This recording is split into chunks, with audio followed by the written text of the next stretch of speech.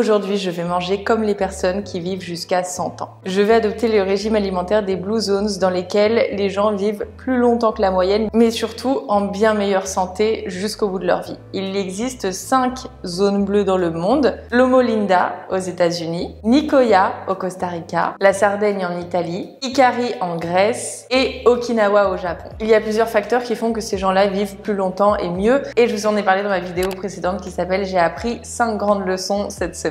Et je vous la mets dans le petit et dans la barre d'infos si ça vous intéresse, avec le témoignage d'une personne de notre communauté, une abonnée qui habite à Nicoya justement au Costa Rica et qui nous partage tous les facteurs qui font en sorte que là-bas les gens vivent beaucoup plus longtemps, vivent mieux, sans maladie, plus heureux. Et évidemment, l'alimentation est un des facteurs principaux. C'est pourquoi aujourd'hui je vais vous montrer quelques petites recettes, matin, midi, goûter, soir, inspirées de ces zones bleues. Et je vais en profiter pour vous donner leurs grands principes alimentaires, les 4 choses à éviter absolument, à proscrire, et les 4 choses à faire absolument en termes d'alimentation. Mais je vous expliquerai ça pour que ce soit plus dynamique tout au long de la vidéo. C'est pourquoi on va commencer tout de suite par le petit déjeuner qui est inspiré d'Okinawa au Japon. Je vais pas vous mentir, ça a été un petit peu compliqué de trouver un petit déjeuner qui correspondait à mes goûts de petite française, déjà qui ne petit déjeune pas le matin. Mais en fait, je suis allée sur le site Blue Zone. C'est le site justement qui répertorie toutes les recettes, qui t'explique les grands principes, etc.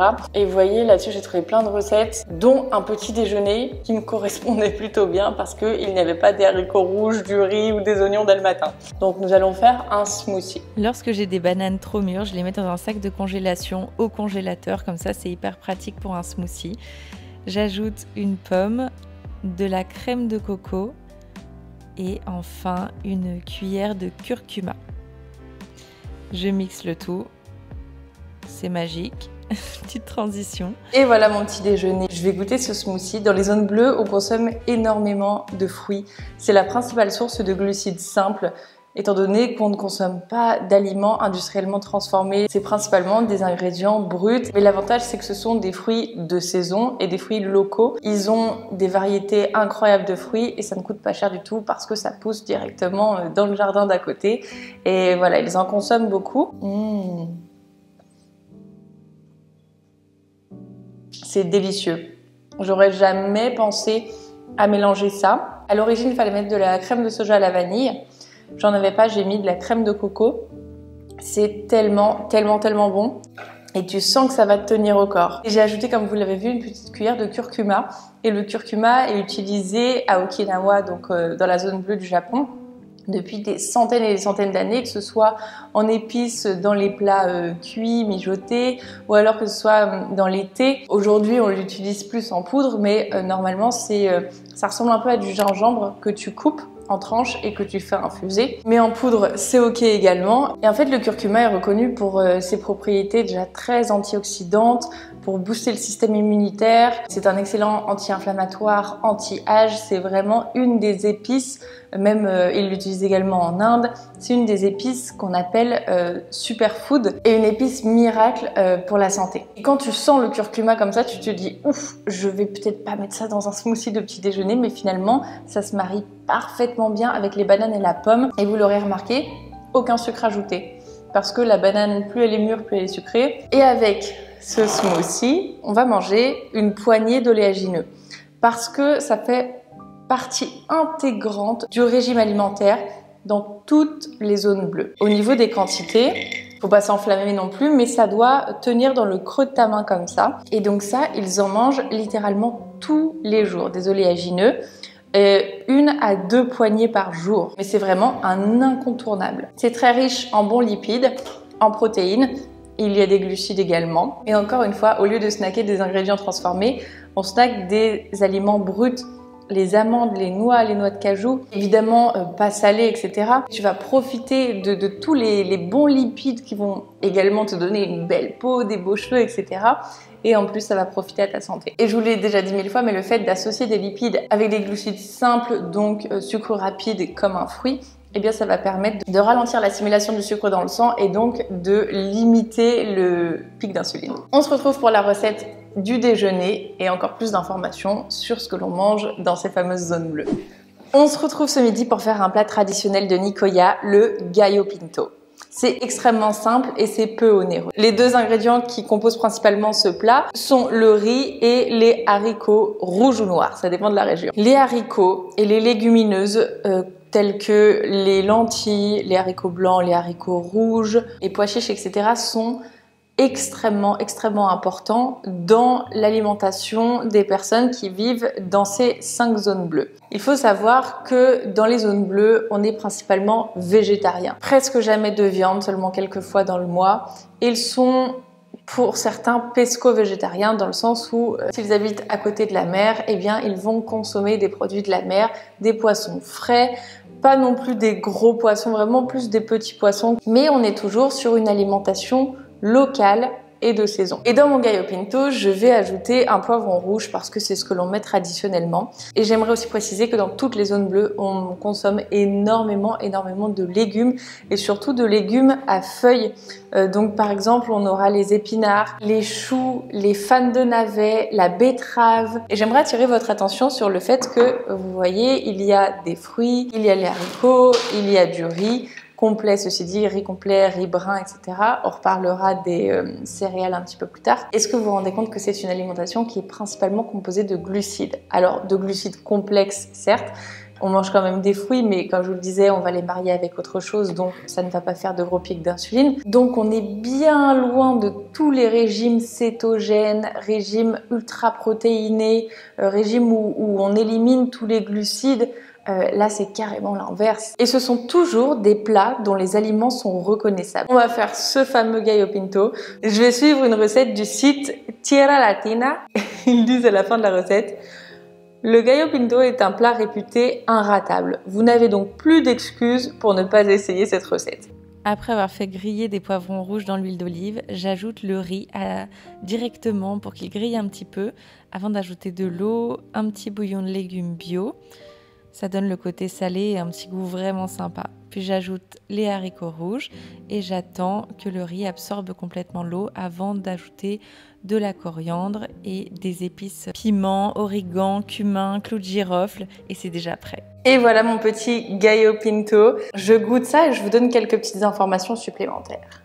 En fait, ce qui est dingue, c'est que c'est d'une simplicité absolue et que tous les ingrédients se marient parfaitement bien ensemble. Je me rends compte que en ayant 3 ingrédients principaux, le riz, les haricots rouges et le poivron, eh bien on arrive à une saveur qui est tout à fait équilibrée et on retrouve le goût des vrais aliments. J'ai mis un petit peu d'épices, vous voyez un peu d'épices pour chili, mais ça ne masque absolument pas le goût des vrais aliments, ça ne fait que le rehausser et on se retrouve vraiment dans une forme de simplicité qui est des plus délicieuses et j'adore. Peut-être que je cuisinerai maintenant avec beaucoup moins d'ingrédients et de manière beaucoup plus simple parce que c'est un vrai plaisir. Et en parlant de plaisir, ce qui est très important de préciser, c'est qu'en zone bleue, on ne compte pas ses calories. On ne regarde pas les étiquettes nutritionnelles, évidemment parce que la majorité des ingrédients sont bruts et qu'ils ne sont pas transformés industriellement. On ne pèse pas ses grammes de protéines et surtout l'alimentation est un plaisir. On mange ce que l'on aime. Si tu n'aimes pas les pommes, tu ne vas pas manger une pomme. On prend le temps, on s'assied, on ne mange pas comme ça en 2 secondes devant son ordinateur en étant distrait par le travail ou par une émission. Chaque repas est célébré avec des gens qu'on aime. Et ce partage convivial est vraiment au centre de l'état d'esprit des zones bleues. Normalement, le gallo de pinto est servi avec des petites galettes, pas forcément de blé d'ailleurs, parce qu'il faut savoir que dans les zones bleues, on ne consomme pas beaucoup de blé, on va plutôt consommer de l'avoine, du riz brun, de l'orge, du maïs moulu, des céréales qui contiennent finalement moins de gluten et on sait que le gluten est terriblement mauvais pour la digestion et pour plein d'autres choses. Mais ce sont surtout des céréales qui contiennent beaucoup de fibres et ça, au contraire, les fibres sont absolument merveilleuses pour la digestion. Alors, tout est une question d'équilibre également, mais voilà, on va consommer vraiment des céréales complètes. J'ai pas de faritas, mais j'ai une petite tranche de pain complet. Il aurait été mieux qu'il soit aux céréales, mais voilà, comparé à du pain blanc ou une tranche de pain de mie, il vaudra toujours mieux privilégier ça. On se retrouve au goûter où je vous partagerai d'ailleurs les 4 choses à éviter et les 4 choses à manger absolument tous les jours. Pour le goûter, nous nous retrouvons avec une salade de fruits avec une combinaison assez étrange à laquelle j'aurais pas forcément pensé et que j'ai trouvé sur le site Blue Zone. Ananas, concombre. Alors il disait d'ajouter de la coriandre, mais je n'en avais plus. Donc j'ai ajouté quelque chose qui fonctionne toujours bien, de la menthe, avec un petit peu de persil parce que c'est une herbe aromatique qui est très riche en vitamine C. Et dans les Blue Zones, on met des herbes aromatiques un peu partout, justement pour donner de la saveur et aussi parce que ça a des vertus exceptionnelles sur la santé. Là, je vais ajouter un petit peu de citron vert parce que pareil, le citron est vraiment utilisé dans toutes les zones bleues, étant donné que c'est un excellent exhausteur de goût, ça permet de moins saler, ça permet voilà, de relever les saveurs et d'apporter ce petit côté juteux, acidulé qu'on aime bien. Et à ça, j'ai ajouté également un petit peu de noix parce que, voilà, comme je vous le disais, ils en consomment beaucoup. Je goûte. C'est hyper étrange parce que là, je sors vraiment de ma zone de confort en testant des associations auxquelles j'aurais absolument pas pensé. Mais finalement, c'est marrant parce que le concombre, marié à l'ananas, devient un petit peu comme du melon vert. Je ne sais pas si vous avez déjà goûté ça. Ou melon blanc, je ne sais plus comment on dit, mais ouais, le goût se transforme un petit peu comme ça. C'est délicieux, c'est hyper frais, et la menthe vient vraiment apporter quelque chose, le persil aussi. Je suis agréablement surprise. Depuis le début de cette vidéo, je teste des associations, des mariages d'ingrédients un peu curieux, et à chaque fois je me dis mais incroyable, merveilleux. Alors, je voulais profiter de ce goûter pour vous partager les 4 choses qu'on ne mange pas dans les zones bleues et les 4 choses qu'on mange tous les jours. Commençons par ce qu'il faut éviter. Première chose, toutes les boissons sucrées. Tous les sodas, les sirops, etc. sont des calories vides. On ne consomme pas de boissons avec du sucre ajouté dans les zones bleues. En revanche, on peut consommer des boissons sucrées, mais naturellement sucrées. Par exemple, faire un jus de fruits pressé maison, ça c'est ok. Continuons dans les boissons. Petite parenthèse des 4 choses à éviter. J'ai été très surprise puisque dans les zones bleues, on boit énormément d'eau déjà, de l'eau pure, mais aussi beaucoup de café. C'est vraiment, ils en boivent au moins 5 tasses par jour. Ce qui est un petit peu contradictoire avec ce que j'avais appris dans le livre Pourquoi nous dormons, où il est déconseillé de boire du café au réveil. On peut en boire plus tard dans la matinée, mais au réveil c'est déconseillé parce que le café va créer un pic de cortisol que nous avons déjà naturellement au réveil. Donc ça fait un double pic de cortisol, ce qui fait que la redescente est encore plus en chute libre et on est encore plus fatigué. En réalité, on n'a pas besoin du café le matin en se réveillant. On peut le boire vers 10h, 11h, mais au réveil, non. Donc voilà, petite parenthèse pour confronter 2 opinions.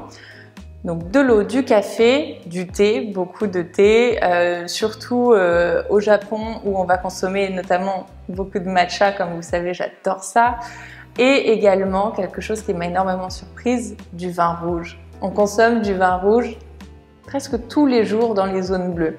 Après, c'est pas le vin rouge que tu vas consommer seul chez toi, complètement déprimé et triste. C'est vraiment le vin convivial que tu bois lors d'un repas partagé. Mais voilà, c'est pas délirant de boire 3 verres de vin rouge par jour dans certaines zones bleues, notamment en Grèce ou en Italie. C'est pas pour autant que vous devez vous dire c'est bon, les gens qui vivent 100 ans boivent 3 verres de vin rouge par jour. Non, si vous ne buvez pas, n'implémentez pas cette habitude et je ne vous recommande pas non plus de boire tous les jours. Des études montrent que le vin rouge permet de mieux assimiler les antioxydants d'un régime végétarien. Et les bénéfices viendraient d'un antioxydant que l'on trouve dans le vin qui s'appelle quelque chose comme le resveratrol. Et voilà, c'est un antioxydant qui est spécifique au vin rouge.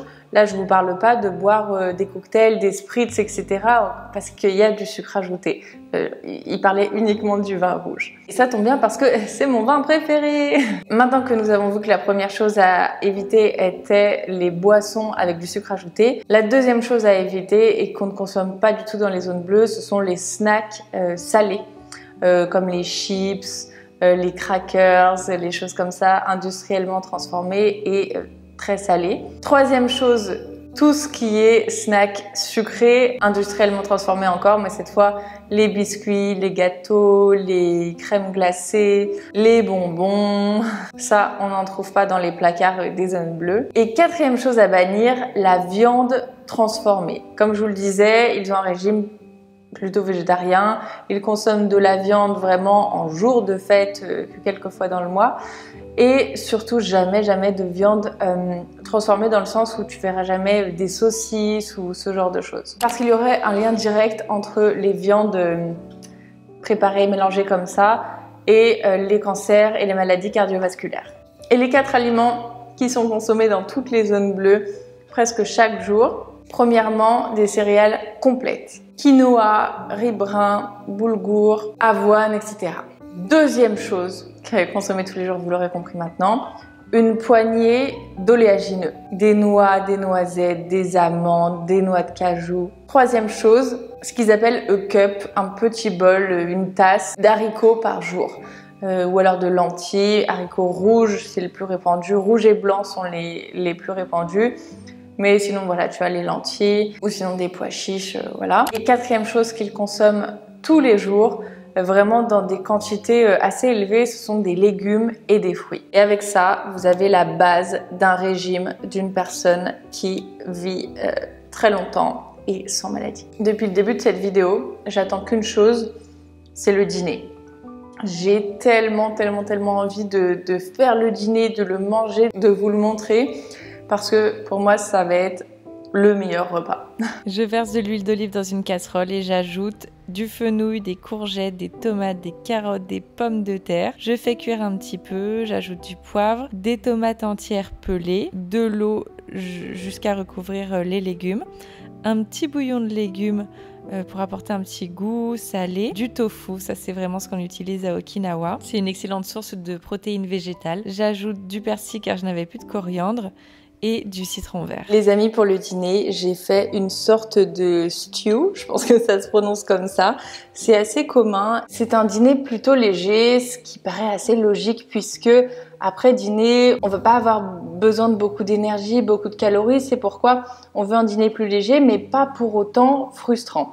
C'est pourquoi cette sorte de soupe est extrêmement réconfortante. Et l'idée est vraiment très simple, peu onéreuse. On va rassembler un petit peu tous les légumes dont on dispose, à la fois extrêmement simple, sain. Et là encore, on va vraiment sentir, je pense, le goût des aliments. C'est exactement ce dont j'avais besoin. Vous pouvez manger ça avec un petit pain croustillant. Moi, je vais mettre quelques petits croûtons pour le plaisir. Et voilà pour le dîner. J'espère que le sujet vous aura intéressé autant que moi. Ça me fascine en fait. C'est vraiment l'alimentation intuitive dans le sens où tout est finalement très logique. On s'alimente avec des produits de la nature, dans le respect de l'environnement, dans le respect des animaux aussi et de son corps. Je n'ai absolument pas eu de pic d'insuline ni de moment de fatigue. J'étais énergique et de bonne humeur toute la journée. Et en plus, j'avais hâte de ce dîner qui est très réconfortant.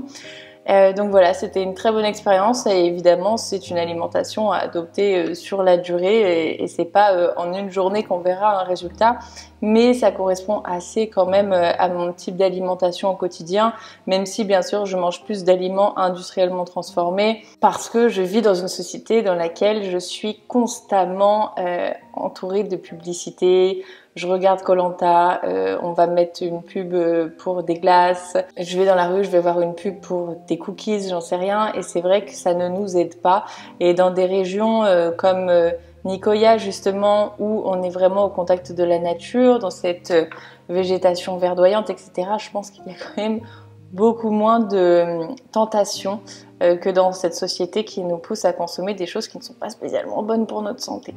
Donc il faut se faire un petit peu plus violence, mais quand on y réfléchit, c'est une alimentation qui est juste en toute logique et qui est simple et qui est finalement peu onéreuse. Donc voilà, dites-moi ce que vous en pensez, dites-moi si c'est le genre d'alimentation qui pourrait vous convenir. C'est toujours très coloré, donc très appétissant, on prend plaisir à manger ça et d'autant plus si dans ces zones on partage ces repas en famille ou entre amis, avec cet esprit très convivial. Ça doit donner une autre dimension au plaisir de manger et de partager. Sur ce, je vous embrasse très fort. On se rejoint tout de suite sur Insta et sur TikTok. Et sinon, dimanche prochain, à 10h du matin, pour un vlog, avant que je parte dans mon voyage de rêve. Prenez soin de vous. Bye.